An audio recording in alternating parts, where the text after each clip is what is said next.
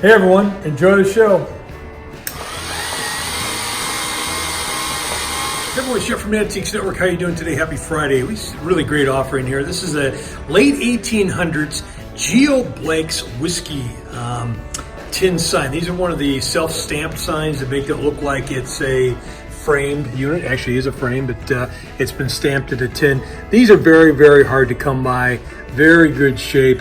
It's got great content. Dude sitting back, kicking back, smoking something, and drinking his Geo Blake's whiskey. What is he smoking? Anyways, but it's named Smiles because whatever he's smoking and drinking his whiskey is making him smile. So if you are into vintage advertising, whiskey in general, or looking for one of these self-stamped tins, this would be for you. These are antiques. These are Mantiques. Antique, Mantique. These guys sell Mantiques.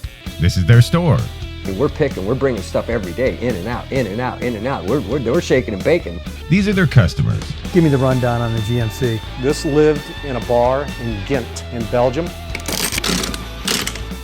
Follow Jim and Jeff from 9 to 5 or after hours as they buy, sell, and restore the coolest stuff for the coolest collectors worldwide.